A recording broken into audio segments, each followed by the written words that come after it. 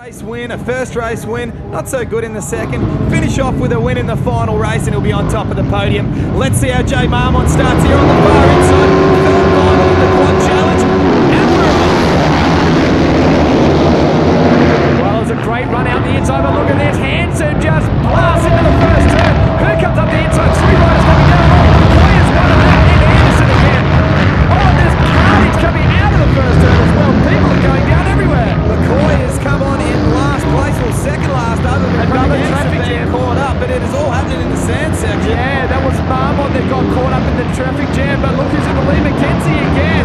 Hansen. McKenzie first place, Kawasaki first and second, Hansen back in second place, and he's going to set off after his teammate. Moss back there in third place, and Alessi in fourth. It looks like he could be really in fifth. There is Marmont in about seventh place as we look at our leader going through that berm. Well, it looks like Josh Hansen's really enjoying being able to change from second up to third and then back down again. I'd like to second. I don't know why they need it here. Just take it off completely. Jam it in there. Jumps the little triple that time by Hansen. Still the only rider to do it. Oh, the tough block gets knocked out in front of Moss, but he is able just to get around it. Very close though. Well, the old tough blocks have been a little bit of a roadblock for lots of people. Now, Gary Reid, how is it looking down there? You're really close there in the action.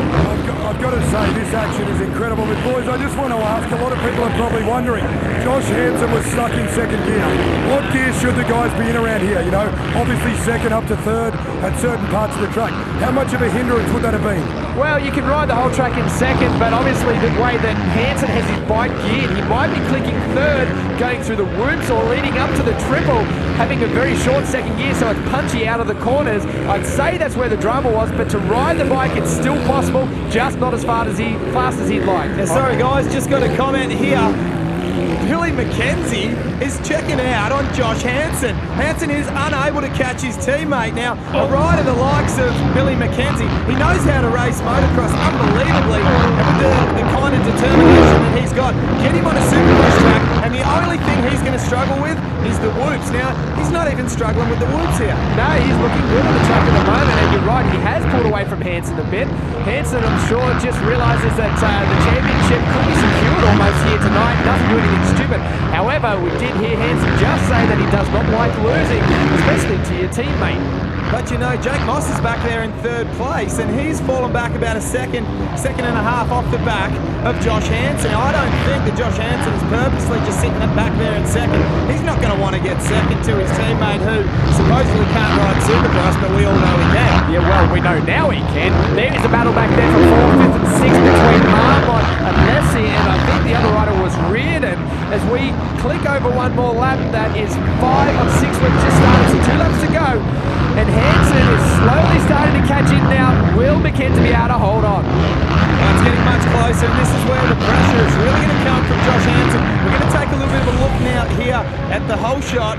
It's tight. On replay, of course, brought to you by Insure My Ride. It is tight, but it's Daniel McCoy. Daniel McCoy, and unfortunately, gets a whole shot and then sticks it into the Insure My Ride panel. He's scored himself a couple of points here as we get back to the head of the pack, and it's on now. It is really on between these two Kawasaki riders.